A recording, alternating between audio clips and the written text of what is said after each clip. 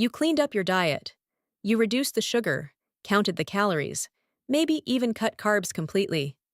You started exercising more, pushing harder, because that stubborn fat around your lower stomach refused to disappear. Logically, the weight should be dropping. The math says you are in a deficit. But when you look in the mirror, that soft layer around your abdomen looks unchanged. In some cases, it even feels puffier, more inflamed, almost as if your body is resisting every effort you make. There is a biological reason for this, and for many women, it has very little to do with discipline. You are not dealing with a simple calorie equation. You are dealing with a hormonal alarm system designed for survival. Inside abdominal fat tissue are thousands of receptors that are extremely sensitive to one hormone, cortisol. Visceral fat contains far more cortisol receptors than fat stored in the hips or thighs. Think of these receptors like antennas. While other areas of the body might ignore small stress signals, abdominal fat detects them immediately and reacts. When cortisol rises, these receptors switch the body into storage mode. The body assumes danger is present. Instead of releasing energy, it protects it. This creates a vicious biological loop. Stress raises cortisol. Cortisol promotes visceral fat storage.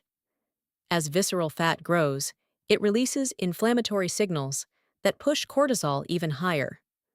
Over time, the fat tissue itself begins encouraging the stress response that keeps it alive, which is why so many women feel like they are doing everything right, yet the belly fat refuses to move.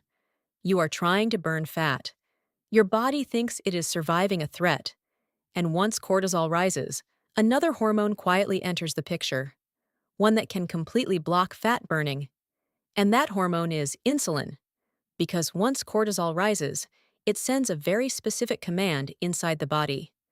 The brain interprets stress as a signal that energy may be needed immediately. To prepare for that demand, cortisol instructs the liver to release glucose into the bloodstream. It does not matter if you have eaten sugar. It does not even matter if you have eaten at all. The liver can manufacture glucose on its own through a process called gluconeogenesis. Amino acids and other tissues are converted into sugar, so the body has fuel ready for action. For women dealing with chronic stress, poor sleep, or aggressive dieting, this process can occur constantly. You might wake up in the morning having fasted for 12 hours, yet your blood sugar is already elevated. Your pancreas detects that glucose and releases insulin to manage it. Now, two powerful hormones are circulating at the same time. Cortisol is signaling emergency, while insulin is telling the body to store energy and stop burning fat. Since insulin is the master switch that controls fat burning, the result is a metabolic lock. Your body is running on sugar it produced itself, while your fat stores remain sealed. And unfortunately, several common lifestyle habits quietly keep this hormonal trap running every single day. And this is where the situation becomes even more frustrating. Because many of the habits women adopt in the name of fat loss can quietly keep cortisol elevated all day long. The first trap is chronic cardio. For decades, women were told that the best way to lose weight was long sessions on the treadmill, the elliptical, or the stair climber. 45 minutes, sometimes an hour, every single day. It feels productive. You sweat, your heart rate stays elevated, and it feels like the calories must be burning. But biologically, the body reads something very different. Long-duration cardio signals a prolonged energy demand. To keep the body moving, cortisol rises to release fuel. When this happens repeatedly, without proper recovery, cortisol never fully drops. Over time, the body begins breaking down muscle tissue for energy while storing fat around the abdomen. The second trap is aggressive fasting. Fasting can support metabolic health, but when it is combined with high stress, long workdays, and poor sleep, the body perceives it as famine. Instead of releasing fat, it protects it. And then there is the third trap, the one many women overlook completely. It happens in the middle of the night, while you are asleep. You fall into bed exhausted and drift off quickly. But then, around 2 or 3 in the morning, your eyes suddenly open. Your body feels alert, almost wired, and your mind begins racing through tomorrow's responsibilities. This is not random insomnia. It is often a stress response triggered by falling blood sugar. During sleep, glucose levels naturally decline as the body moves into deeper stages of recovery.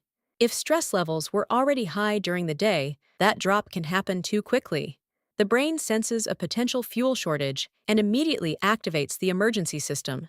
Adrenaline rises, cortisol follows. The liver releases stored glucose to stabilize the brain's energy supply. But the stress hormones that triggered it also wake you up completely. Instead of remaining in deep restorative sleep, where growth hormone supports fat metabolism, your body spends the night bathing in cortisol.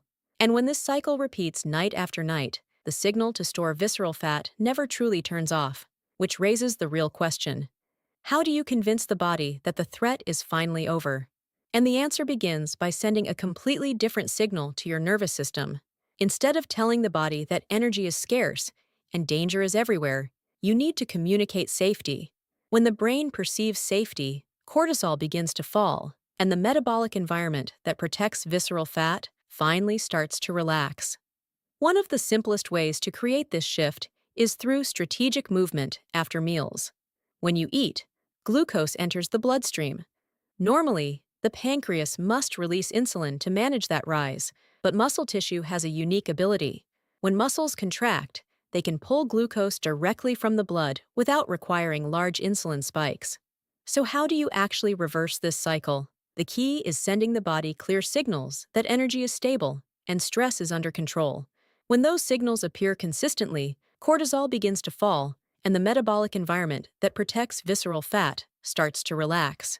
One of the most powerful tools is surprisingly simple: walking after meals. When you eat, blood glucose naturally rises. Normally, the pancreas responds by releasing insulin to bring that glucose down. But contracting muscles have a second pathway that allows them to absorb glucose directly from the bloodstream. A brisk 10 to 15-minute walk after meals activates this pathway. Your muscles begin pulling sugar out of the blood before insulin has to rise dramatically. Blood sugar stabilizes, insulin remains lower, and the signal to store fat weakens. Exercise intensity also matters. Instead of long sessions of moderate cardio, short bursts of high-intensity work create a different hormonal response. Brief sprints or resistance training stimulate growth hormone, which supports fat metabolism and helps preserve muscle tissue. Nutrition plays a role as well. Prioritizing adequate protein during meals helps maintain muscle and signals nutritional abundance to the body. And finally, protecting sleep is essential. Because when deep sleep returns, cortisol drops naturally, and the hormonal environment that allows visceral fat to release finally begins to form. When you step back and look at the full picture, it becomes clear that this was never a simple calorie problem. For many women, visceral fat is a signal that the body believes it is under constant pressure. Cortisol remains elevated, insulin becomes unstable, sleep quality suffers, and the body shifts into a defensive state. In that environment, burning fat becomes a low priority. The solution is not to push harder. It is to change the signals the body receives every day. Short walks after meals help stabilize blood sugar. Strategic bursts of high-intensity movement stimulate muscle and growth hormone without creating chronic stress. Adequate protein intake tells the body that nutrients are available and that muscle can be preserved. And protecting sleep prevents the nightly cortisol spikes that keep fat storage active. When these signals combine, the metabolic environment begins to change, the stress response quiets down, hormones begin to stabilize, and the visceral fat that once seemed immovable slowly begins to mobilize. Because the body was never stubborn, it was simply protecting itself. And once that protection is no longer needed, the system finally allows the stored energy to be released. If this explanation helped you understand why visceral fat can feel so resistant, let me know in the comments. Many women discover that the real turning point begins with one overlooked factor: sleep.